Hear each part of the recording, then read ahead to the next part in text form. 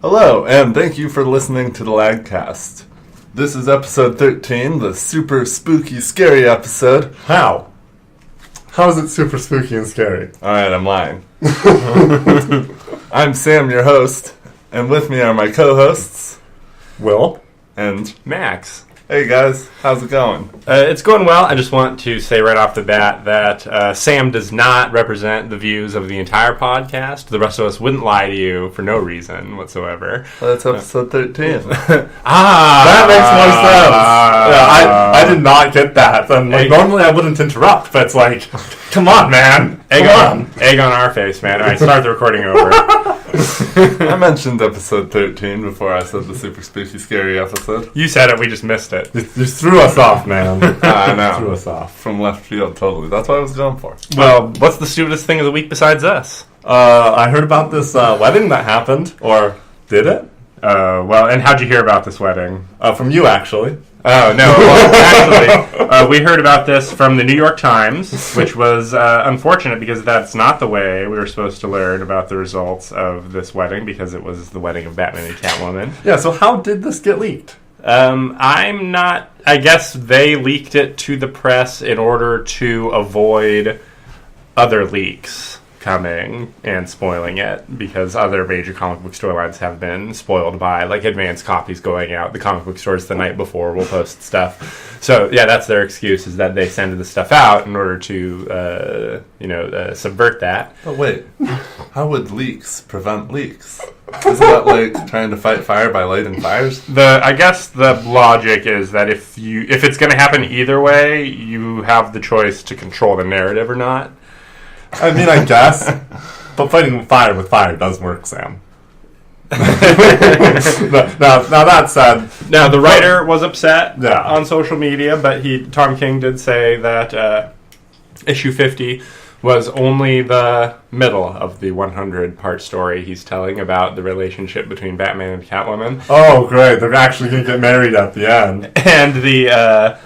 And we'll talk about it when we get to the comics review section, but personally, I thought that it's unfortunate that all of this news happened, because you guys haven't been reading the whole run, so I'm sure the last page reveal wasn't as big of a oh shit moment, but yeah, I thought it was pretty decent. But we'll get to that. All right. What's in the news? All right, so getting into that video game news, Nintendo told their investors, who have been panicking since about March because they just don't know what Nintendo still has on the table besides Smash Bros. Nintendo went and they told their investors that they have a bunch of, maybe not a bunch, but a few additional unannounced titles that are going to be released before the end of this year. Oh, so stuff's going to get announced and come out really fast. Yeah, exactly. Which is better anyway. Agreed. However, this could mean that they're just going to release a bunch of, super cheaply made, like, hey, we got a new thing, guys, it's for, the really small kids. Like the executives were in this meeting where everyone was worried, the stockholders were worried, so they made these promises, and then they ran down to the games development department and was like, okay, like, what do we have on the back burner that we can really just push out? Yeah, exactly. They're just panicking, in full panic mode. Yeah, well, I wonder what they could be. Who knows? Maybe it'll actually be good stuff. That's true. This is just, they didn't want to announce stuff too early. For all we know, they have some new IP that's going to blow us all out of the water, right in their back pocket. New IP? What's that? Yeah, exactly. Yeah, it would be amazing. Exactly. Well, anyway, moving on to a company that's not worried about its investors, Ubisoft, who just makes boatloads of money. The CEO has predicted that video game streaming, as in the ability to play a game that you do not physically have downloaded or on a disc, is going to open the video game market up to 5 billion potential customers within the next 10 years. So basically he's saying video games will be accessible to the whole world. So what he's saying is that until now, everyone's problem has just been getting their hands on physical media or an appropriate download site, because they still have to have computers that'll run the games, right? Well, that is true. But or does video game streaming not... I guess it doesn't require you to have the hardware to run the game itself. You just have to run the stream and have something powerful enough to input commands back and forth. Exactly. And honestly, in a lot of countries, it actually is possible to have like a computer that can play all these games, but not have access to any of these games unless you're ordering them from another country. And in some of those countries, they have very strict laws about what you're allowed to order from elsewhere. So this would open up a new market because anybody with a VPN could essentially access these games at that point. Now, that said, video game streaming is just an awful experience, and they're going to have to really up their game in the next decade. Yeah, it's not even fun to stream using the Steam link from my PC to the TV 30 feet away. Yeah, exactly. It just... I mean... And we have good Wi-Fi. The technology is there, but for some reason they can't make it work. It's... Well, when it comes down to it, it's input lag is a hell of a thing. It's true. It's very true. I know that for my webcam, if I extended over 10 feet, because I have a 4-foot cord and I got a 6-foot extender, if I did even 1 foot more, then it would no longer line up with, like, my, what I'm actually doing. So that would just make an unwatchable experience. I'm not going to do that. It also would not work because at 11 feet it would be unplugged. Well, I mean, if I had a longer cord, I'm saying. Okay. But yes, I get you. Yes, it's just a foot away, but it just won't work. I don't know what to do. Lean it. Oh, yeah. All right. And then the last piece of news I got here is that following E3, where, of course, BioWare did not really have anything new for Anthem, they decided to release a 20-minute gameplay exclusive trailer type thing where they just showed off like a standard dungeon that you'd find in any online game. Frankly, I didn't know Anthem was an online game, but yeah, apparently you're going to be able to just jump into random 20-minute dungeons with a bunch of strangers, go through the usual, probably a couple boss fights and some random mobs, and get some sort of a reward. This is Anthem? Yeah, so they're going the generic route, the super generic route, and they made an announcement after everyone was upset after E3, and this is their announcement, and I just feel like... Isn't that kind of what Destiny is? Yes. I feel like they don't have anything. I don't jumping into raids, man. Right? You're like, that ruined WoW, when you had to go and actually form a group and make it to the instance on foot and get everyone working together. That was the era of WoW that was fun. Okay. And now you press a button and it throws you in with a bunch of people who aren't even on your server, and that's how it works in every game, and that's probably how it's going to work in this game too. Mm-hmm. It's so impersonal and not enjoyable for the social aspects you're looking for if you're playing a game like that. And it's easier for trolls to troll. Absolutely, exactly. Nobody has to care because there's no team captain. Nobody's actually doing the recruiting. Right. Somebody decides they don't like how it's going and they just duck out. Exactly. Go find another game. Yeah, it's very unfortunate because BioWare has made a lot of good games in their history, and it really does seem like they're on their way out. Very sad. Wow. Yeah. BioWare, R.I.P., huh? I know. Well, BioWare. What do you say we talk about some games we played? Sounds good. What'd you play? So I continued to play Assassin's Creed. And it's pretty good Assassin's Creed. It's my favorite Assassin's Creed by far. I stuck with it. Yeah, I've played quite a bit of it. I think I'm up to 17 hours now. The cinematics still don't work? None of the cinematics work. Yeah, I didn't talk about my complaints last time, so I'm going to get to a few more of those this time. But so one problem I have with the game is that scenes have absolutely no sound, except for one time when a guy put an item down on a table and I heard that super loud. But every other sound has just been gone from every single scene, and there's a lot of cutscenes in this game. Luckily, all but 4 have been skippable. Mm-hmm. So yeah, that's kind of sucks. But I don't feel the need to watch the scenes to enjoy the game, especially because there's a lot of dialogue outside scenes that I can hear perfectly fine. And the dialogue is story relevant? Oh, definitely. Although maybe not relevant to specifically the core of the story, but relevant to your surroundings and what you're doing in the moment. Okay. The core of the story seems to have something to do with the fact that I'm going around and I am killing these essentially ancient Egyptian gang leaders who every time I kill one, I go into the spirit realm, and then I ask them questions before. That's how all Assassin's. That's how it works. Assassin's Creed games. Okay, yeah. So that's a weird thing. So yeah, I've been doing that, and and they give me a little info that helps lead to the next guy, and it seems like I'm gonna have 15 guys that I gotta take out in all. And there's still no actual assassins or Templars. This is all pre-formation of those groups officially. Correct. The only real assassin thing I've seen is the fact that I have a stealth dagger that I use that I got pretty early on. Like this classic. Dagger? Okay. Yeah, exactly. So are you the first assassin? In a way, yeah. But, this game does not... You don't play it like an assassin. You play it like a brawler. Okay. You can assassinate people, but I would say that brawling is pretty damn effective. It's giving you targets and you're going at them. Exactly. Mm-hmm. And if you fight really well, you can be completely surrounded and take them all out. And if you fight really bad, you can be completely surrounded and you're dead in 2 hits. So it does have that kind of a rewarding experience to it when you manage to survive. Regenerating health?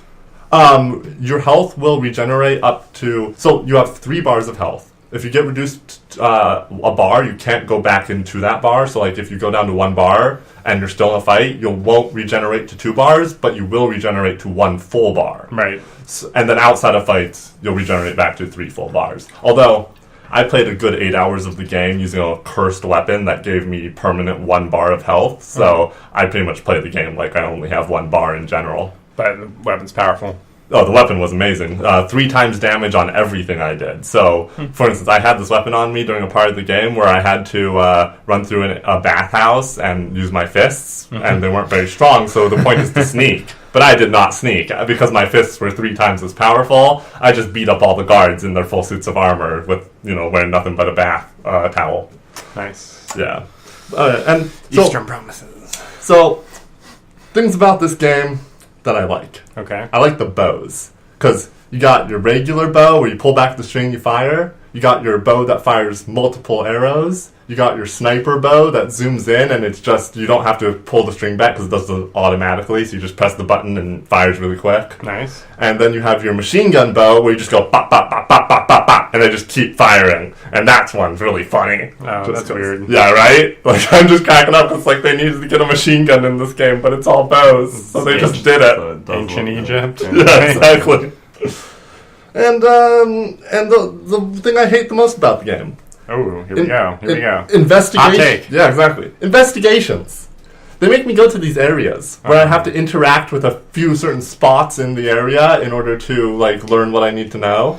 Yes. So okay. So for the most part, these are not the worst. But there was one that really pissed me off because I went and I talked to the first part. It was 3 things I need to investigate. I investigated the first one, then the second one, then the third one. But I only had 2 out of 3 on the progress bar, and I'm like, I can't figure out what's going on. I can't find it anywhere.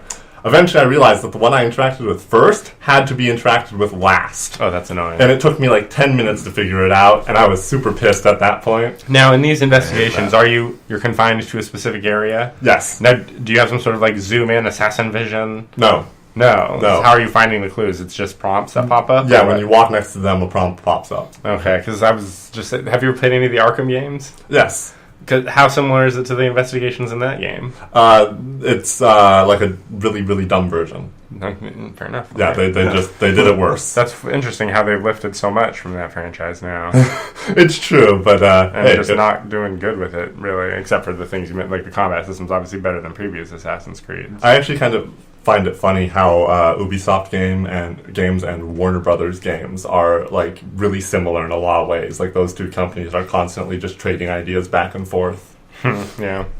It is interesting. Yeah, right? Because you can totally see it in Shadow of Mordor versus all of the Ubisoft games. Yeah. Very true, very true. Anyway, I think that about covers Assassin's Creed. I don't know if I'll continue to play it, to be honest. It's still an Assassin's Creed, and 17 hours is pretty good for me. I might play a few more hours and try and explore some cool new things, but I give it a 7.5 out of 10. You feel like you're winding down? Yeah, I'm definitely winding down. Okay. Yeah. Fair enough. And how about you guys? Well, I think we mentioned last week that we had started some Fallout 4 runs, or at least I had. At least you had. Yeah. I don't know if I had started by that time. And so I've definitely just been playing that over the last week or so. It's definitely engrossed me more than any of the other backlist games that I've been to recently. Hey, can I cut in here with a fact? Yeah. So I learned, and you guys might already know this, but at the beginning of Fallout 4 on the television, they were talking about the opening of Fallout 76, the Fallout Shelter 76. Oh, yeah, I just ignore all that stuff. Right? So. That's it all on this playthrough. I listened to some of it. That's interesting, right? It's interesting. It's kind of interesting. So the most interesting thing to talk about, I guess, is that I did get to, and I guess fully complete the quest line of the main DLC area, the one that everybody seems to like, which is Far Harbor. I've heard of it. It's interesting. It's kind of just another little area that you can explore that just always has bad radiation, so make sure you take a lot of Rad-X and Rad-Away. And it's, just there's one town with people there that, and then there's a two-faction thing happening with the Children of the Atom versus the people of Far Harbor. They think that the Children of the Atom have been spreading this radioactive fog around the island that's pushed them all into the corner. Like the board game. Right, yeah, exactly. Yeah, that's a good point. That's what the board game is, though, isn't it? Yeah, you're destroying the things that push out the radioactivity. Right. Machines. I remember that now. Yeah, it's real interesting. They did a good job on that board game. Yeah, they did. There's some new enemies you can fight there, some lizard things that are not particularly interesting, just kind of powerful. Of various quests you can go on, just like any other. It's just another section. If you like Fallout 4, you're probably going to like it. I ended up nuking one of the enemies when I resolved the dispute of the island. The most interesting thing, I guess, was when you have to go into a computer system to retrieve synth stored memories. That was the part I saw you playing. That was all Tron. Yes, it's interesting because basically it's 5 puzzle-based tower defense maps where you have to create a bridge and make guns so that your little bug creature seeker things can get from one end of the map to the other with the data, and then you're just advancing through there. And it was crashing the hell out of my computer at first. I gotta say, it took me a while to get through it because I had to play the first one 3 times. Because I kept crashing in the second one, and it doesn't save if you don't go out and save yourself. Oh, man. So that was pretty annoying. That's but rough. it was very visually interesting. Like you said, it was sort of very Tron-esque. Yeah. So Cool. that was cool. And yeah, I definitely shot a bunch of random people because I'm sort of doing a Joker roleplay. Right. And the last thing I'll mention is that the most recent thing I did in the game was I found another piece of DLC content. I found the Vault Workshop, which I only just poked my head into, but it's a settlement that's a vault. You can turn on the little editor, and you're running around and scrapping everything, and you can build your own stuff, but in a vault. But that happens to have a giant warehouse-sized room that you can do a bunch of things in. That's why! Yeah, so pretty fun. I see no reason not to stick with that. Although, isn't Assassin's Creed still on sale through the end of today? Yes, I do believe so, today. I think I might pick that up as well and hop into that in the near future. I think it's a good move, honestly. Yeah. I've enjoyed my time with it. Cool. What about you? Anything interesting in Fallout? Well, I cheated immediately to give myself extra stats, extra perk points, but also to give myself glowing red eyes and unlock everything you can build in a settlement. Oh, okay, cool. What about inventory space? Well, no. No? So you're going with the standard inventory? Yeah, but I mean, my stats are so high, it's not... It's very really high. Okay, that's fair. That's fair. Would you do 8 on everything? Yeah, 8 on all the special across stats. the board. Yeah, so that's pretty cool. But most of what I've been doing is the settlement building. Yeah, that always was the most fun for you, wasn't it? I wouldn't say the most fun. Usually shooting off the heads of super mutants is the most fun thing. Fair Just go into bats, aim at the head, boom, pops off. Satisfying every time. Do you Listen take to a little classical music while you're doing it? It's great. Do you take Bloody Mess? No. No. I tend not to like Bloody Mess because there's already so much limb damage that Bloody Mess just makes it like it's just viscera everywhere. It's not as exciting as having arms and eyeballs and legs and torsos all over the place. Fair enough. Yeah.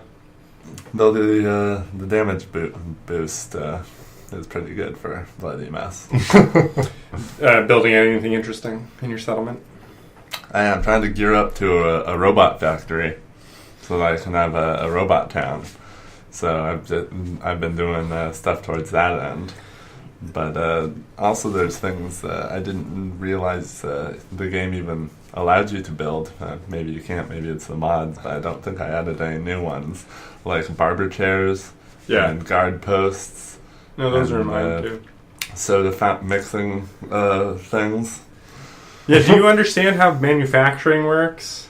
Not really. Yeah, I saw those things you can build in there. Make, like conveyor belts and all kinds of crazy stuff. I built one. Pretty cool. I built one, and there didn't seem to be any way to interact with it. I assumed that I could build it and put stuff into it, and I even attached belts to the conveyor. But I don't know what. I need to look at a guide or something. Yeah, there's probably other pieces in the mix, and you got to power them. It was powered. It was powered. Yeah, I like. That's what I understand in the settlement building thing. The power. I'm real good with power. Yeah. Like I can wire it up. I can get the lights going. The correct number of generators. Yeah, honestly, Fallout 4 has a pretty good power system. It's very intuitive. And isn't the building so much more fun with a keyboard and mouse? Oh, it's so much better. It's so much easier to line things up like the way you want it to be. Yeah. So I enjoy the editing, the settlement building quite a bit. I could also make a vault, apparently. What? I have all these vault pieces that I can build. I wonder, if you're just building vault stuff above ground, but they probably put those in for when you're doing the actual vault settlement. Yeah, probably. But just build an above ground vault. Yeah. Just sitting there. It's all enclosed. That's hilarious. The new vault. Right? Yeah. So I've been thinking about it. The superterranean vault. Yeah. Exactly. Subterranean. Yeah. That's pretty good. But that's about it. It's been a pretty slow week for video games. Yeah. I mean, I played some League of Legends, but not too interesting. No, it isn't. No, it's not at all. I played some Final Fantasy X, but only the beginning. Haven't really dived deep into it yet. You're going to though? Yeah, I think I could go for some Final Fantasy X HD remastered with the expert sphere grid, and also I didn't know about this one, the orchestrated, arranged soundtrack, which I'm very much looking forward to. I think I got 4 or 5 hours in on my last playthrough of that HD version before my mind wandered. Oh, that's not too bad. Yeah, for Final Fantasy. Yeah, I take quite a commitment. Replaying. Yeah, honestly, that HD version is super nice, though. It looks fantastic. It just looks amazing, and considering some of the other updates we've seen, that's just a really solid update. It looks good. The new sphere grid is a lot of fun, but man, does the voice acting hurt that game for a lot of the characters. Yeah, I'm so used to it. In Japanese. Yeah, it's just those focus characters, Tidus, Yuna. Tidus and Yuna. Yeah. Yes, the focus characters. Yeah, I don't mind Waka too much. No, Waka's hilarious. Orin is great. Yeah. Kimari doesn't say anything, and Lulu's Lulu. Lulu's, she acts how you'd expect. Riku? Kind of annoying, but she's supposed to be. More so than I feel Tidus or Yuna may have been meant to be. Well, not Tidus, maybe Yuna. I don't think she was meant to be annoying. She doesn't have that. She's supposed to be kawaii. Yeah, kawaii. Okay, well, I define that as annoying. Yes, but I don't think it was cute. Cutely annoying. Yeah, well, cuteness is annoying. Sometimes. How about a break? I'm ready. All right. Yeah. And we are back with more of the LAAGCast. Let's go over to television and movie news. Max. All right, so just a few things that I scribbled together here. Yes, well? We went over the first piece of news last week. Oh, we did already? Yes. Are you sure that we talked? I know we talked about James Marsden. Did we not mention the Jim Carrey? No, this is too recent that Jim Carrey is officially cast. It must have been the night after the podcast when we heard about it. Jim Carrey's Dr. Robotnik in the Sonic the Hedgehog live-action movie currently in production. Wow. So that's, voicing an animated character. Dr. Robotnik apparently won't be one of the humans, even though there will be humans in this movie. Right, like James Marsden. Right. Unless he is playing Sonic. I thought we confirmed that he was the co-star to Sonic. I think that's the case. Yeah. Maybe. I think we may have assumed that because we thought it was a little ridiculous. In more interesting news, we are finally getting a wish granted from Hollywood. Legendary Pictures has announced that they're going to be doing a live-action adaptation of Mobile Suit Gundam. Hey, that's big. That is big. That's real big. Very cool. I guess that's the one thing that everybody loved in Ready Player One.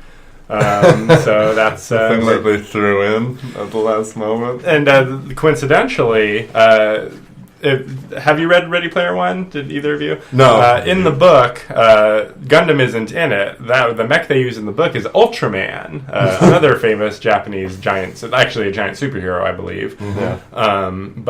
And today it was this week it was announced that somebody was going to be doing a TV show. I think it's Netflix of Ultraman. Oh, that's interesting. Yeah.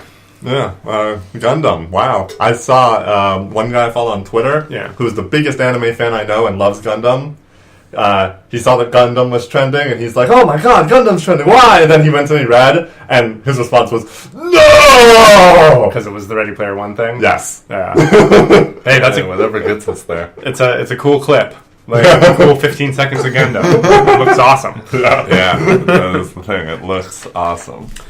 In news that's exciting to me personally, we've gotten leaks showing us the costume designs that are going to be used for the X-Men in the upcoming Dark Phoenix movie, and looks like they're using the Frank Quitely, Grant Morrison era uniforms with the giant yellow X's across the whole. I like those. Yeah, that's nice. Yeah. That's a good look. Those are like among some of the most standout X-Men uniforms I've ever seen. And things have come full circle because Grant Morrison and Quitely designed those uniforms to be more leather jackety and street in response to the uniforms used in the first X-Men movie in 2000, which were, the black leather jackets and everything.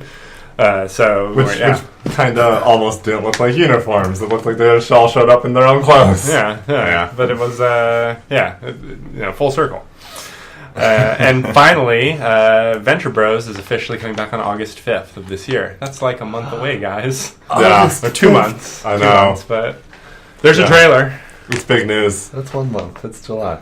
July. Oh, yeah. August. What do you know? Yeah. 1 month. 1 month away. Sunday the 5th. And then November we got More Sunny. I think we talked about that last week. Yes. That's September, isn't it? Not November?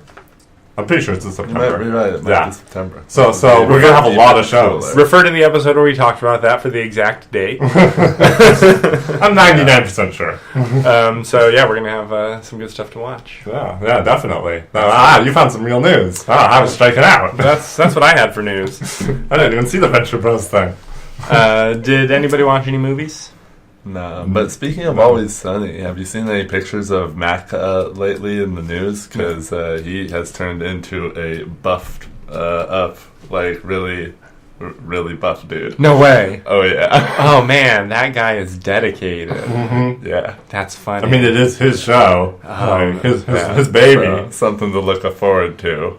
So Gay Mac is finally able to get ripped the way he's always wanted? Seemingly so. All right, here we go. He's just like, I want to get even more ripped. Let's just write it into the script. I mean, that's good motivation. Yeah, it's true. Yeah, you got to get it done because... Yeah, I wonder if you can then write off the personal trainer because you're doing it for a film role. I mean, probably. Absolutely, without a doubt. Yeah. So, what else you got? Any TV besides the main thing? Just little things here and there. Nothing too much. Just reruns. All right. Well, I guess the main thing to talk about is that I've watched up to episode 8 of Luke Cage, season 2 on Netflix. All right. I have been paying attention the whole time. And it's pretty good. It's hard to talk about individual episodes because everything really bleeds together in all of the Netflix shows. So talk about characters, because like in season 1, Cottonmouth was so stand out. So like, what does season 2 offer? Well, let me tell you, Bushmaster, the villain from this season, is highly entertaining. His whole crew is entertaining. The actor playing him is excellent. The fights with him versus Luke Cage are great because he's not as strong as Luke Cage, but he's fast. So, and he's using like capoeira and doing like full-on backflip kicks and somersaults, and all while wearing like a cool suit. And Luke Cage is kind of just a brawler. He's one of those, like, I never needed to get tough or learn how to fight because I was always so tough kind of guys. Yep. So once he gets a hit, the fight's pretty much over. But it's Bushmaster and the way the whole Jamaican mob talk, because they talk in a thick Jamaican patois. Yeah, they do. And it's real entertaining. It's great because I always watch it with subtitles. And the subtitlers decided to subtitle whatever anybody would be saying in exact perfect English, and even if it's completely different words being used. Yeah. And so you'll have scenes where they're talking about like, oh, I need you to. The subtitle says, I need you to find her and her child, and like the guy actually said like, I need a pygmy. Yeah.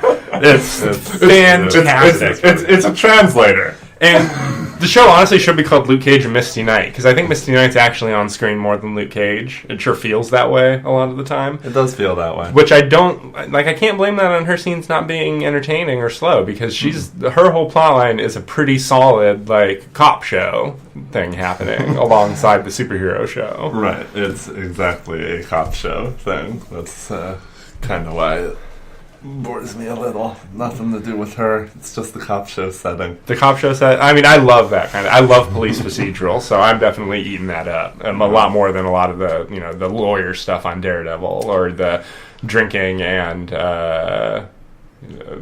past damage stuff that Jessica Jones does. Trauma. Yeah, I was looking for. Yeah, trauma. Drinking and trauma. Oh man. I think Misty is fantastic. She's an entertaining character. They don't wait too long to give her robot arm. No, it's pretty early on. They do some funny meta jokes, like Misty's allying herself with Luke Cage in a fight, and she starts giving orders, and he says, "Oh, I'm not in the market for a sidekick." And she's like, "What makes you think I'm the sidekick?" And she walks away, and he goes, "It's my show." Yeah. And they worked in the best line of dialogue in Luke Cage comic book history. Because the best scene from the best Luke Cage comic is when Dr. Doom, back in the 60s, or 70s, I want to say, stiffed Luke Cage out of a $200 payment for something he hired him to do. So Luke Cage flew his ass to Latveria, busted his way through the castle, got up to Doom, grabbed him, and goes, "Where's my money, honey?" And he delivers that line, not to Dr. Doom, unfortunately, but that comes through in full in here. Lots of funny heroes for hire jokes, like about how he needs money. What am I, a hero for hire? And I think that the last few episodes are when Iron Fist shows up, and it becomes a little crossover. So I'm looking forward to the last few. Yeah, I saw some of that while Sam was watching. Yeah, it's not bad. Yeah, Iron Fist does not seem to drag it down. Yeah, so tell us more about. I like it a lot. Why don't you like it as much? Well, I didn't say I didn't like it as much. Sam, why do you hate it so much? Just the cop show stuff is not interesting? I tend to get a little bored during cop show procedures. The part that drags me is the Mariah plot. Like, I don't mind her as the villain, but like everything with her family and her daughter and the shades and everything is like, I could do without some of that melodrama. Yeah. She's a fine character. Shades is cool. He's a fine character. I kind of just wish there was more Luke Cage himself. That's what I mean. He's in the show not that much. Yeah. Like, when you break it down, he's appearing probably equal time with Mariah and Misty. Yeah, I'd say so. And it's too bad, because every time he shows up, it's, like, pretty good. Yeah. And a lot of his scenes this season are fight scenes, and those are all really good. Yeah. And the music, top notch. Yeah, we haven't talked about the music, but it's definitely one of the reasons why it's the most entertaining Marvel show to watch, is the varied and always present soundtrack.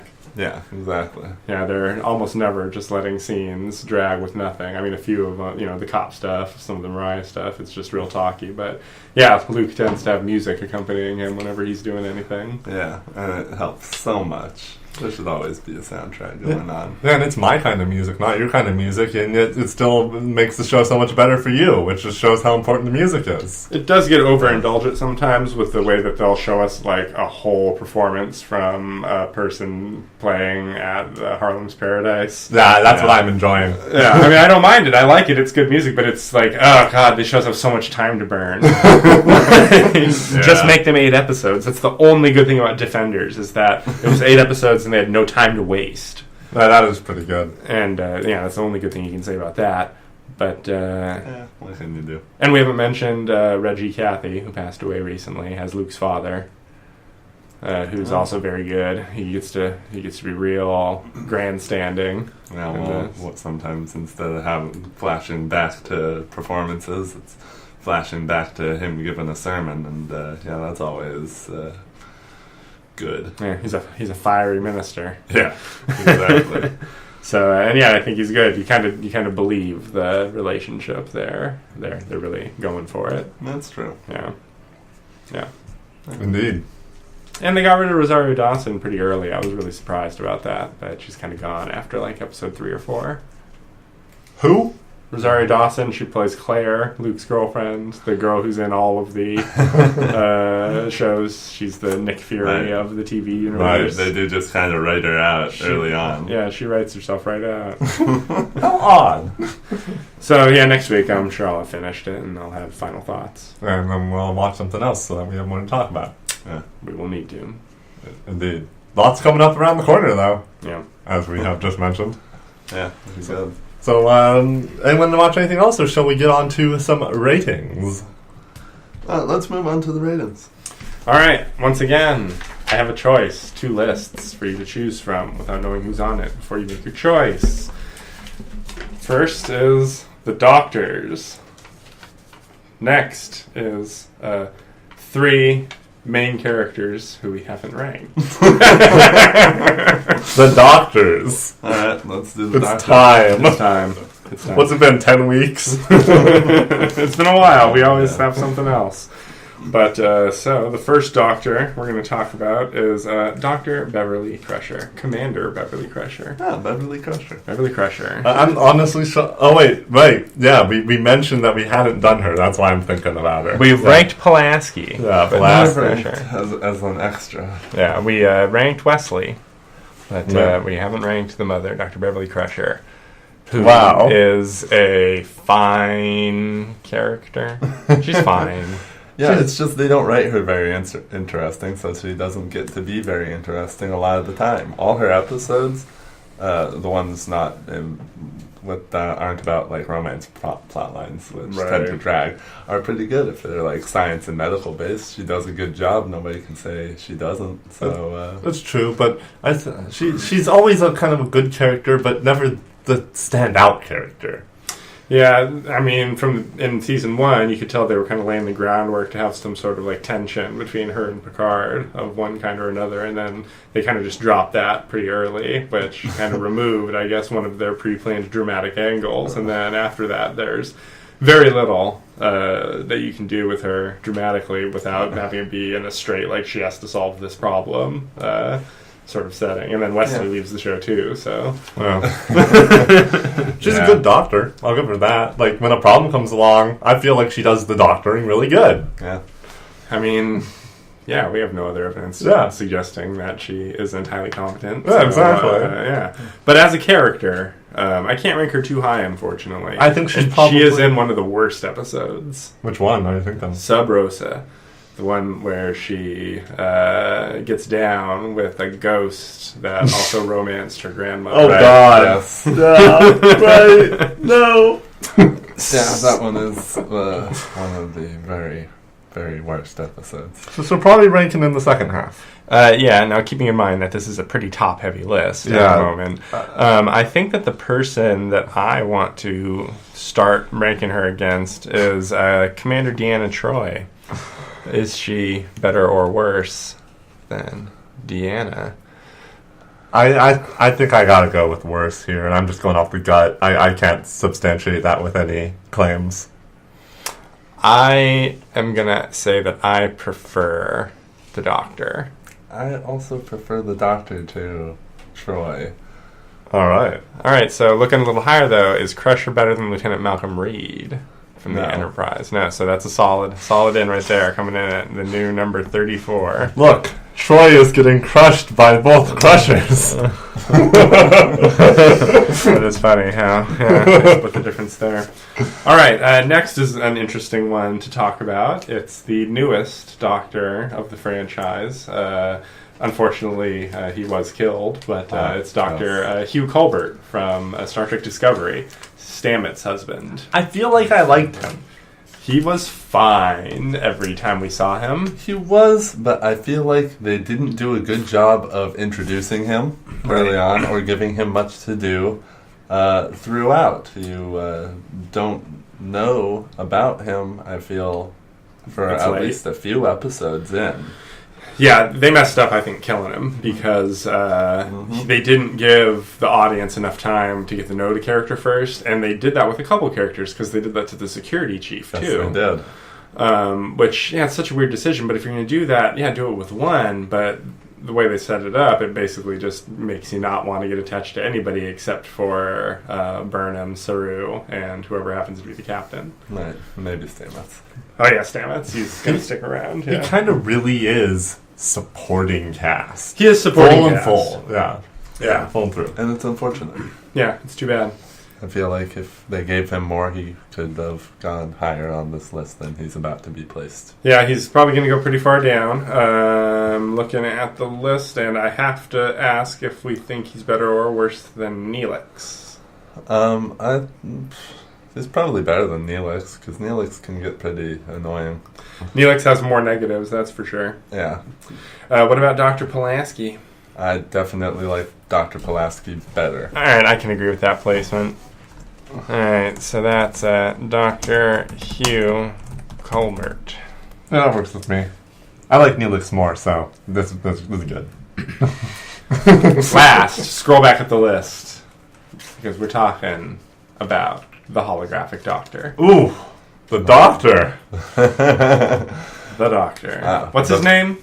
The Doctor. No, but he names himself at some point. Does he? He gives himself a wacky name. I'm sure. Yeah, I'm sure he does. All right. I'm sure it doesn't. Unimportant.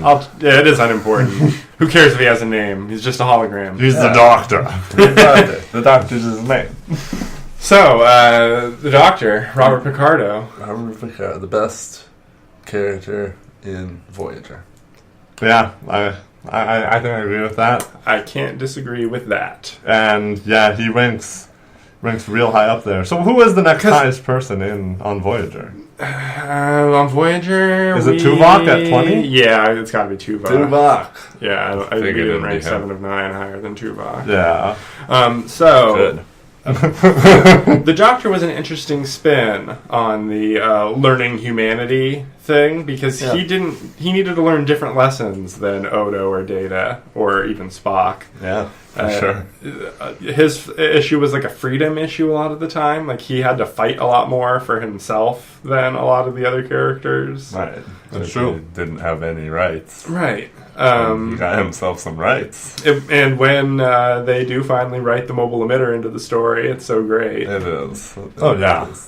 Having him being able to go to all the parties on the ship. Yeah. Oh, man. It's great. Doctor-focused episodes tend to be amazing. A+. Anytime. He's a great supporting character in other people's stories. He's just so bitchy. Exactly. And it's great. A great cameo in Star Trek First Contact. For sure.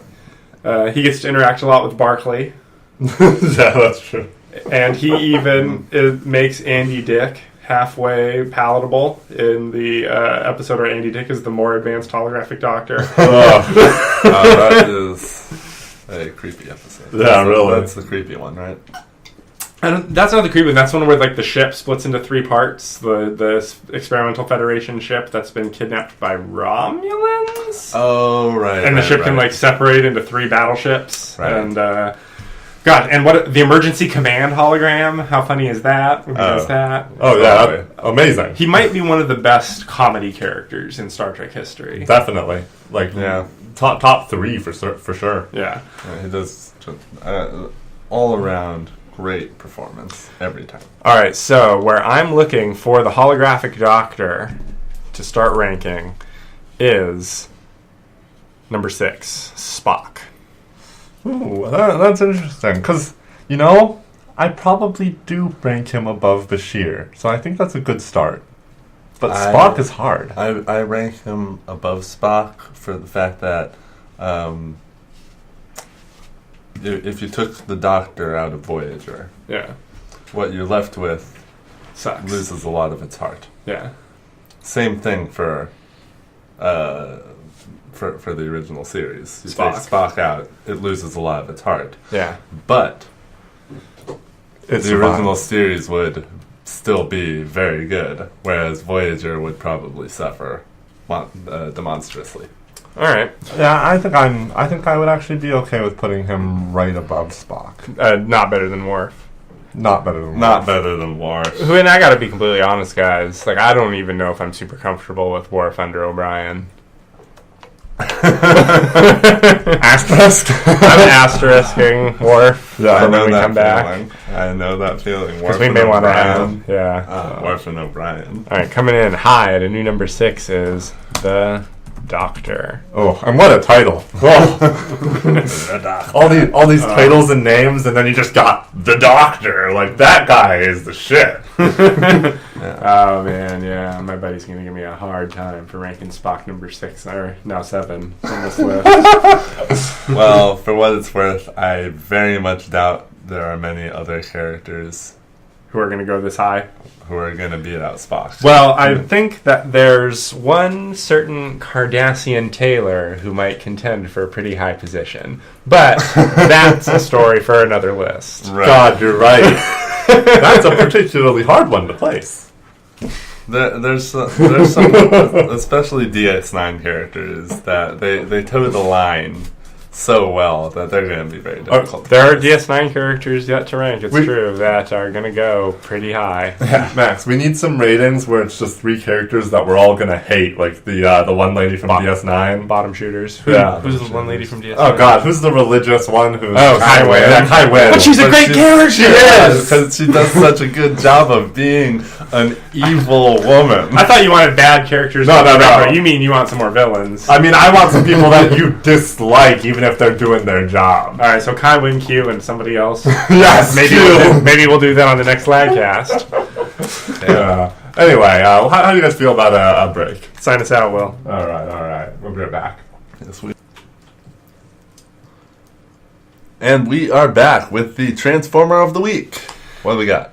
This is interesting because the character that you brought this week ties into the character you brought last week when I was talking about Chromia and how she was basically the bodyguard for another character who's introduced at the same time. This is the character she's bodyguarding, Windblade, who I believe we've had a different version of Windblade on a previous episode of the show because this is the Titan Hunters variant. You'll recall I spoke about the box set that came with all the oversized weapons.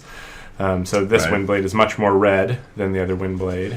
This was the fan-designed Transformer. They did online polls to decide everything, like all the design choices, and fans decided to make it a woman and have the Japanese styling and what she would turn into and everything. And she comes with my favorite kind of accessory for any action figure of any kind to come with, which is a sword with a sheath that the sword goes into. That is really nice. And the sheath attaches to multiple points on her body so she can carry it. Like on her back and stuff too? Yeah, it'll go onto her back, although it doesn't look as good as on the side. I'm not surprised considering she has this large lump on her back. Yeah, and the sword and sheath itself even works into the vehicle mode of a vertical takeoff and landing plane pretty well.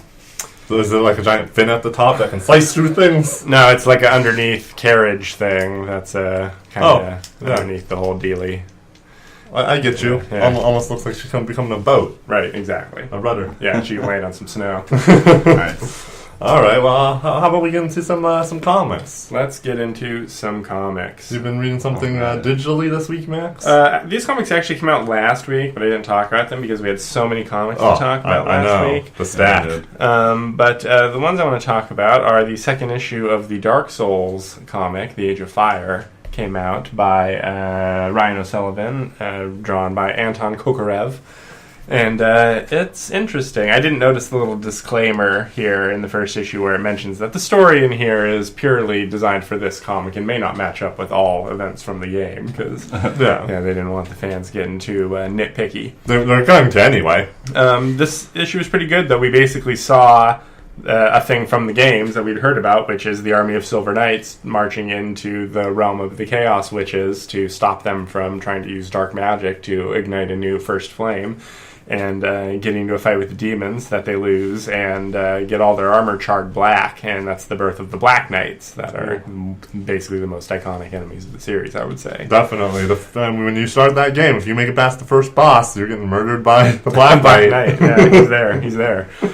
So yeah, our main guy who was a Silver Knight appears to have been charred into a Black Knight, and it's okay. The story isn't super enthralling, and the characters that they've made up for it are not entertaining, but it is interesting to see characters like Seath, the giant crystal dragon, doing what he do, which is not be too concerned with what's going on in the outside world and just doing creepy magic experiments with crystals in his cave. That's one of the weird things about Dark Souls is that the dragons are just like, oh, we're people, but we're also straight up dragons. And he's the betrayer dragon, the dragon born without the scales that make dragons immortal. And that's why he betrayed their secret to Lord Gwyn and helped kill all of the dragons and end the Age of the Dragons and bring about the Age of Fire.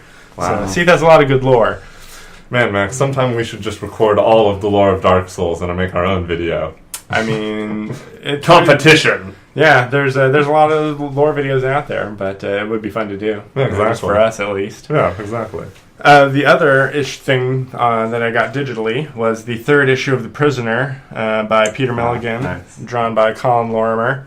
And as you may recall, at the end of the previous issue, our main character put a gun to his head because he thought everything was an illusion, and he went ahead and pulled the trigger. That was pretty good. And we are immediately shown on the first page of this issue that he's in a Matrixy setup where we're zoomed out. He's in the chair. He's got the wires all rigged to his head. There's a different number 2 there talking to him, talking about the information they're trying to extract from his brain. And yeah, it seems like this version of the village is not a real village they put you into and try to psych you out with a bunch of weird tricks, but is in fact a digital construct that they put you into and make you forget you're in it and put you through random simulations until you reveal the information that they are attempting to interrogate you for. Or that's just what you're supposed to believe. That is true, and the our main guy's having some pretty crazy experiences inside the thing with some real psychedelic shit happening. I like the face splitting. Yeah, some real weirdness is going on, and lots of visual callbacks to the old village, and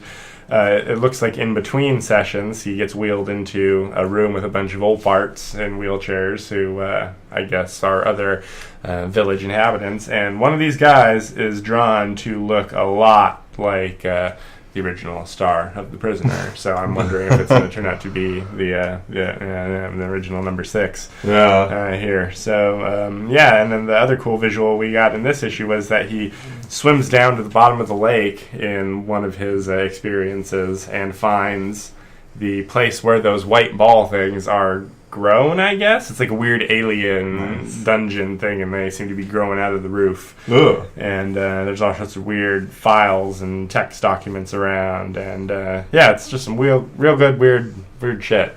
And you don't really follow everything that's happening, but that's, I feel, in the spirit of the original show. And also in the spirit of comics. Yeah, that's true. But, Mr. Miracle. Hey, I'm following everything that's happening, Mr. Miracle. You're right. After, the 8th issue, they started to pull it a little more together. Yeah, it's one of those ones where they're not laying clues designed for you to, figure it out. They're laying clues designed to be like, oh, when they eventually make the big reveal. Exactly. All right, moving on to physical issues from this week. A decidedly average week with a couple standouts, I thought. Yeah. let's start with the second issue of The Immortal Hulk by Al Ewing and Joe Bennett. Who read this? We all did. Yeah, Everybody read that? Everybody read the first issue? Yep. Yeah, I did not read it before we podcasted, but because of the rave reviews, I read it after. Got it. All right. So, let's talk a little bit about Immortal Hulk. It's pretty good, I think. It is pretty good. And man, so sad.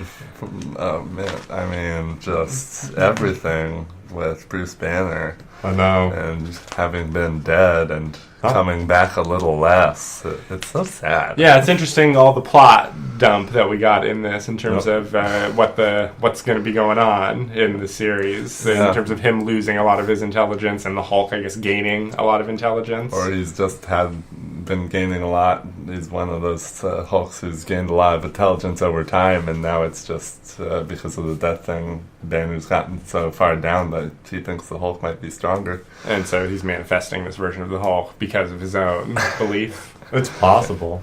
I mean, the main thing I thought about while I was reading this issue is the fact that it's really wordy, but unlike a lot of comics we've been reading lately, not a problem in the least. It's so good. Yeah, though there isn't really a lot of wasted words. Exactly. He's being very moody. There's a lot of caption boxes setting up everything in the mood you're supposed to be feeling, how people are thinking, and Bruce Banner's whole narration, and it's real death focused, because that first issue, man, like the people die, and that kid dies in the convenience store right away, and people dying left and right. And in this one, like, people in the town are dropping dead, and the star quarterback, who is like an all-American great guy, and it's real dark. I mean, this is horror comics. This isn't action comics. Yeah, but then the Hulk just starts dropping knowledge bombs on this doctor. The Hulk has figured out everything from while Bruce Banner was attempting to decode this mystery. It does appear that Bruce doesn't have to die to conjure the Hulk. It just happens when it goes night. Is that what's weird led to? I think he's saying that the Hulk has more power at night. I'm not necessarily certain that it comes out every night, but rather that's more likely to show up at night. And seems that way. And the Hulk is real sadistic. Again, he buries that guy at the bottom of a pit where he might never die. He's gonna be there for he'll never die. Yeah. And he's just burying him. But I mean, that guy did essentially curse the whole town, so I mean, the Hulk is kind of getting vengeance. Well, yeah. It is interesting to do a Hulk comic where the Hulk spends a lot of time talking and not much time smashing. Yeah. I also feel like the Hulk is 50% completely perfect English and 50% Hulkisms. Like, they're not quite sure where he falls, if this was an actual actor speaking these words. Yeah, I can see that. I'm picturing it as a real low, real grumbly voice, but he's real talky, so... Yeah, exactly. Yeah, he is. It's funny. All right, next up was issue 2 of The Unexpected, which was, I thought, one of the standouts of the week. Agreed. I still barely remember that first issue, but this was a great issue. I very much enjoyed it, and I had no trouble getting into the characters even after missing that first issue in my mind. Well, it does help that 2 of the 4 main characters introduced last episode are dead, plus the villain introduced last episode. I want to mention it's Steve Orlando and Carrie Nord are the creative team on this. And we did get what I was hoping for, which is the background we needed on Neon the Unknown. Real succinctly, his origin story, everything that happened to him, how his powers work, it's there. Definitely, and his powers are real interesting. He's very cool. He's a creator. He can reshape matter into creative and positive things. But I feel like they're very clear about the fact that he cannot destroy. Right. Like, very specifically creating things. He can't destroy, and he can't bring somebody back from the dead. He can heal you if you're grievously wounded. Yeah. But if you're already struck down, he doesn't have time to catch your soul. Yeah. You're done. It's interesting because his power set is very much to me like a JoJo stand. Interesting. Power set. It may have been inspired by such. I mean, yeah, that and the whole, I need to fight thing with the other main character. That's the one thing I remember from the first issue, was her whole need to fight thing, because it's real interesting. Well, that was her whole origin, really, that issue. So, That's true. We're 2 issues in, here's our 2 main characters, everything you need to know about them. That's good comics writing. That is true, and especially because this whole issue is just, it's interesting from beginning to end. And, we got Omen Arsene, who appears to be able to, suck people's souls out of their body and turn them into astral... demonic creatures. I guess he's sucked the souls out of the entire Hawkman population of Thanagar. Like, not the man-looking Hawkman, but the ones that actually look like eagle head people. And we get people attacking out of the astral plane and this weird, like, tentacle head lady. Yeah, I think she's pretty funny looking, actually. She reminds me of something, but I cannot put my finger on She's it. like a Twi'lek from Star Wars. Yes! With only one Thank tentacle. And so they've got this piece of matter that's like a ticking time bomb. It could explode at any time and create a big shockwave that could destroy all of reality. So Neon sticks it in his gut to take care of it. And they decide to start hopping dimensions in order to avoid the people who are chasing them. I like his solutions overall. He seems like a very selfless guy, just a little hard on himself. He's a good protagonist. And in order to add to the large number of Grant Morrison written story references, he takes us to Slaughter Swamp in this issue, which is like the whole setting of Seven Soldiers. Okay, yeah. I did not get far enough into Seven Soldiers to make that connection. So that combined with the great, like, last 2-page sequence that seems almost inspired by Mr. Miracle. Right. With the slow page of blackness and a face coming into view, and on the last page, the full page splash of just the little chunk of head with an eye, revealing the big bad, Mandrak from Final Crisis. Yeah. So you don't know any extra details on, like, the person they're talking about? What's his name? I feel like they mention it here. Aldous Quench, Lord Sin? Yeah, do you know anything about that, or is that a new character? Well, Quench was the Bad Samaritan, the cowboy guy villain from the first issue. Yeah. Sin is Omanar Sin, that guy on the ship who sucks souls out. Okay. But this is the real master that Quench was working for, which is Mandrak, the Dark Monitor, evil vampiric monitor from the Ultra Dimension, from the Superman portions of Final Crisis. Got it, yes. Some of those names are familiar. If you read Final Crisis. Well, yeah, if you read Final Crisis, you may not have even got it, because in Final Crisis itself, he only shows up for, like, 2 pages. But if you read the Superman Beyond 2-page... Like, I read that too. Okay, well, yeah, he's the eventual villain of that. But yeah, a lot of people didn't love the way that series was laid out. Yeah. And once you didn't like to buy everything. You just buy the ones that Morrison actually wrote. It's so easy. So next up is Justice League 3, which was an issue of comic books. I actually enjoyed it. Yeah, tell me what you liked about Justice League 3. I mean, I just thought that the pacing was good, and overall, like, it moved the story forward. I thought the whole Sinestro originally trying to hide the power of the Ultraviolet, and instead, like, doing a complete 180 and going and... Like, what is Sinestro's plan here? Yeah, that's a weird one, because it's one of those retcons where you're like, okay, like, I'm buying it because we're relaunching and we're going to accept this kind of shit. Yeah. But, like, really, Sinestro's been evil for so long and, like, made use of things like the he's allied himself with the anti-monitor. Yeah. So, like, the idea that he wouldn't have gone back for this power at some point is a little bit of a pill to swallow. Well, the thing is, in the comic, they're explaining that it definitely has to do with the source wall being shattered, and that... that didn't even work. Sinestro now, because it's been shattered, decided to go and get the power, right? And because something has changed, essentially. Right. Didn't he go to lock up the power again, but he was too late, so it was already out, so it seduced him into... I got none of that. Yeah, I didn't read that. Yeah. Oh, okay. Lex Luthor sent him to go get it, remember?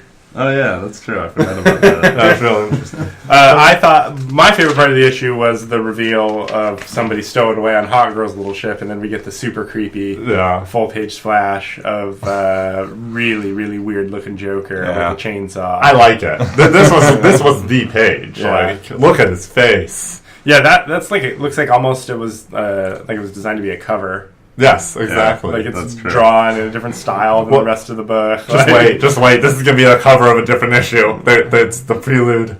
I know. I think it's sticking on the trade paperback. But yeah, I mean it's definitely well drawn. I love the art and last page. Yeah, man, he's just setting up and knocking down enormous threats in these first few issues, isn't he? I know, but it's just upping the ante every time. But particularly, I do like this giant. What is this? This is like a purple portal, or it's the planet? It's the dark planet that's drawing energy. Okay, it's the ultraviolet spectrum thing. It's like an entity, right? That's kind of the impression I'm getting. But I'm also wondering how much physical space there is it taking up, or is it more like a dark matter where it's not physically they're more like a portal type thing. Yeah, it was. He calls it Umbrax, like it's a thing, and I don't know if we're supposed to take that it's like the creature of that element, because in all the other Lantern colors have like a mascot creature, like Parallax is the one of the Yellow Lanterns. Oh. Ion is one of the Green Lanterns, and it's like a green space whale. Like, they all have things, so I wonder if Umbrax, and I assume that we are supposed to read that it is the ultraviolet spectrums, like Avatar. Got it. That makes sense. Yeah, I assume that's how we're supposed to read it, and I'm sticking with that for now. All right, up next. All right. Do we have to talk about it? We do have to talk about it a little bit, because it's newsworthy. Batman 50. Batman 50. Which was an extra fat issue. It was only $5.99 now for this number of pages. I'm surprised they didn't make us pay $7 or $8 for it. I'm aware that they gave us extra pages, but I skipped every other page after the first time. I only read the main story pages as well. All the pinups and all that dialogue of the letters they were writing to each other, I read a couple of the first ones, and then I was 100% skipping them, just looking at the art and then reading the actual story pages. Yeah. After the second once I got to the second double page spread of poetry about their eyes, I stopped after that and only went to the story stuff. And then even skipping all of what is clearly the worst garbage in the comic, it's just... Well, there's one good moment. No, I gotta say that those pages were actually the best moment of the comic, because you had some great artists doing some really cool pinups. Okay, that's fair. The art was great. I looked at each one of them. I just didn't read them. It's funny that Paul Pope and Tim Sale didn't get the memo, and they both did pages instead of single-page pinups like all the other guys did. No, that's true. Yeah. The Alfred moment was good. The Alfred moment was sweet. Yes, definitely. A sweet moment. It was very nice. Yeah, that was my favorite part. The justification for Catwoman leaving, it definitely reads like she had her girlfriend tell her the same thing Joker did and decided that must mean it's true. Yep, that's exactly what happens. you see it in her face. And Tom King, I'm sure everybody involved thought that this was a very poetic thing, and it's just real mopey. Yep. Batman 50 was this. Yep. Batman 50 was this. I know. It's a problem. Even without that ending being spoiled, which who really thought they were getting married? Come on, people, please. Yeah. Look, Max, I got no complaints about the art, and you're right, those splash pages are great. But it's just like, this is not a strong comic. The one other redeeming factor besides cool art pinups to me is that the last page twist is a pretty cool twist if you've been reading every issue of Batman. So explain this. Well, the first arc of the series was about two new superheroes showing up, Gotham and Gotham Girl. Mm-hmm. And there was an arc about their powers and how Gotham Girl is eventually going to go mad and kill everybody. And they were like Superman-level powers. And Gotham gets killed in that arc, but Gotham Girl gets saved, and Batman tries to help her, and then she kind of fades out and doesn't show up a lot, and she's right here. Mm-hmm. In order to to try to help Gotham Girl, Batman had to break into Bane's Island Nation headquarters of Santa Prisca, I think, to kidnap the Psycho Pirate, who Bane was holding captive because the Psycho Pirate is able to psychologically take away his rage. And in order to do that, Batman assembled a team to break in, which included the ventriloquist, who we see here, and there's Psycho Pirate and Bane. Joker and Riddler are there because the War of Jokes and Riddles was part of this arc. I think Hugo Strange showed up, but I don't remember. And the weirdest show up, though, is this guy right here, because that is Flashpoint Batman, who is Batman from an alternate reality where the gunman killed Bruce, which drove Martha Wayne mad and caused Thomas Wayne to become the Batman, and he was a much darker Batman. Huh. And that's definitely him. So he's not supposed to be around for sure. Yeah. Although he was teased in a couple of the issues where they were... oh, that's true. He did show up because they did go see the Flashpoint universe during the crossover with the Flash way back in when they did the Button arc, when they first started to cross over the Watchmen stuff. So yes, I guess everyone on this page has tied in. Oh, crazy. Wow. Yeah. Moving on. Thank you. All right, guys, put on some metal. It's Cosmic Ghost Rider. Cosmic Ghost Rider. So this What's is the light? Donny Cates, who's writing Venom. And Dylan Burnett, Cosmic Ghost Rider, was the breakout character, I'm told, from Donny Cates' brief run on Thanos, which, excuse me, is coming out next week, and I fully intend to read that whole thing. But everybody loved Cosmic Ghost Rider because he was so funny and awesome from that run. So the demand was so high, just like with characters like Gwenpool, that here we are now with Cosmic Ghost Rider issue 1.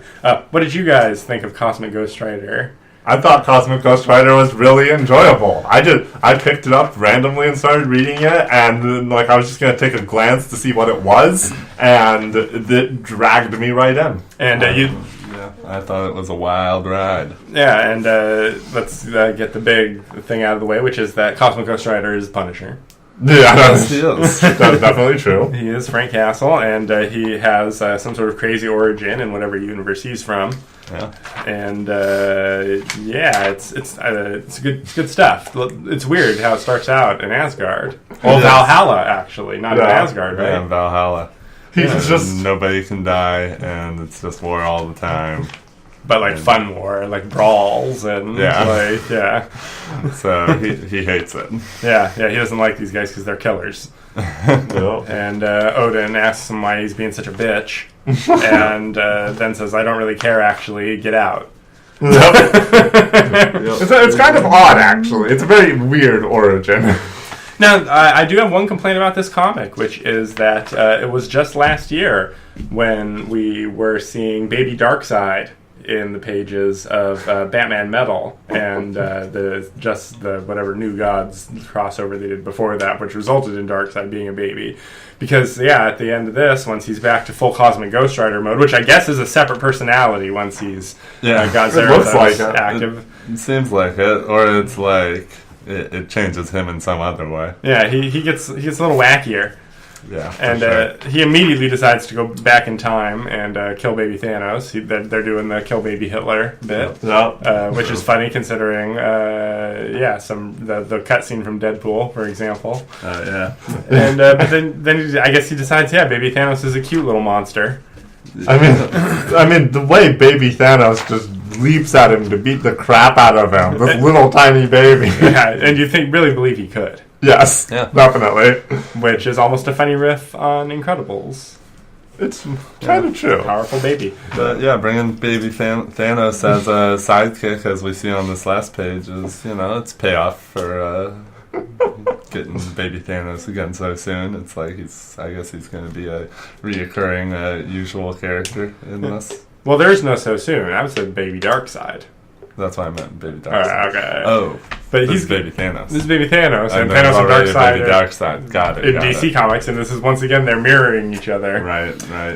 He's got him chained to him, so I wonder if it'll be some sort of let him off the chain thing. Oh no! But I guess I'll pick up another issue of this. On the next issue preview, he's running from some giant space shark, so it's always cool. Yeah. Space sharks. Space Great White specifically. Look at that. No, this was a pleasant surprise. Yeah, fun to read. Indeed. Last. Yes. The last of the last. That's the last, but it's only the beginning. Yes, in many ways. Man of Steel, issue 6 of 6 by Brian Michael Bendis. Penciled fully by Jason Fabok, who was drawing all of the Lois and John scenes from the previous issues, and they gave him this whole issue for obvious reasons. So, off the bat, I think that this was my favorite of this 6-issue run. Okay, why is that? I just felt like this one read a lot better, and that there wasn't so much wasted wording, so much just Well, they had to push out everything they wanted to get out in this issue. That is true. Right. That is true. Yeah. And it does feel a little bit like a table sweep of the last run of Superman, because Bendis didn't want to have John and Lois around, so just sweep them right off the table. Yeah, it is kind of weird, I feel. Like, the whole situation with them leaving, like, I get that this is supposed to explain it. I still feel like it's all really weird. It is weird that, because Superman's dad, as he's shown up in previous issues, he was basically a villain. Like, he was manipulating many dark things from behind the scenes before he was revealed, and then he was revealed and had an actual arc where they fought. And now he shows up to do this. So it's like, it's weird. It's so weird. It's like that he should have never let his wonderful wife and child go with this man. Did Brian Michael Bendis insinuate that John Kent had some dirty magazines in a drawer in his room? Oh, definitely. Yeah. No. Nuh-uh. Yep. But, sorry, Bendis. From Superman, he'd know. Yeah, Yep. no dice, Bendis. That doesn't track. You wouldn't try to go for a funny moment. And, I don't know. Do you not think Superman might intentionally not notice? Possibly. No. No. And just the way it was handled, it's just like, hey, he's like, I took care of the drawer situation. Right, like, he's some kind of genius. This is such a funny line. I guess he laser-eyed melted his dirty magazines. Yeah. Yeah, that's what it seems like. Yeah, 100%. Yeah, it's weird. I hate that. It's just like a background thing. It's drawn competently. I like the more stylistic artists rather than... Jason Fabok is very good, don't get me wrong, but he's 100% DC house style. Oh. Like, this is DC Comics drawing style. You know, you can tell who everybody is and everybody looks right, but it's not as dynamic to me. I mean, yeah, that's fair. Like, it's kind of boring because it's fairly generic in a lot of ways. They just end up putting him in the Phantom Zone, which is such a tired solution for Super Beta enemies. Yeah, honestly, that was just like, get him out of the way, don't need him anymore. It really is like they didn't have a solution, and they're just like, we're going to come up with one in a year when we really had a lot of good fan ideas. We'll see more when we read Bendis' actual run on Superman in Action Comics, which I don't know if you guys are interested in continuing to hate read it, but I probably will be picking it up.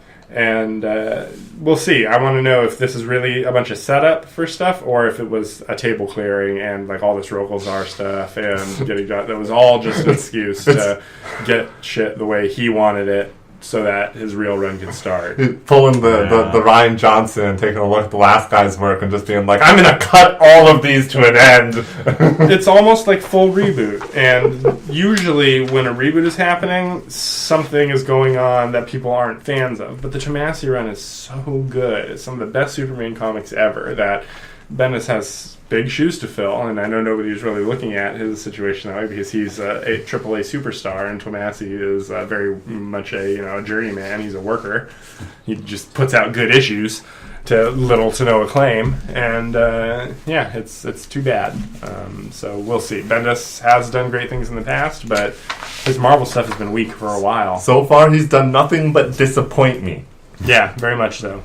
Like, me and Sam, we're the newbies. You're the expert. And us newbies, man, we're just real unhappy with the work that he's been putting out. Yeah. Well, why is it so hard? Not compelling. It needs to be compelling, and he's just so talky. Yes, exactly. So talky. Oh. Yeah, let's talk more action. Why isn't Superman just punching things? I mean, Rokelzar even says it. He looks at the Superman and he's got a big old surprised look on his face. And he's like, "Are you talking to me?" I know. I like that. I thought it was funny. That was a halfway decent line. Yeah. But I don't think Bendis realized he was roasting himself. I know.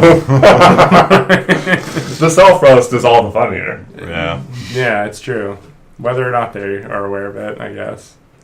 All right. Well, that's all I have. I think this has been a pretty good episode, guys. Yeah, that's all we got for tonight. Will? If you, the listener, has enjoyed this episode, you should give us a follow on Twitter at _lag. That's LAAG, _lag. You can also send us an email at lagentertainment@gmail.com. You can find us on YouTube under the LAAGCast. If you just want to listen to audio, you can go to lagentertainment.libsyn.com, and you'll find us there. We're also on a bunch of podcasting services. And I hope that you have enjoyed the episode, and we'll see you next week.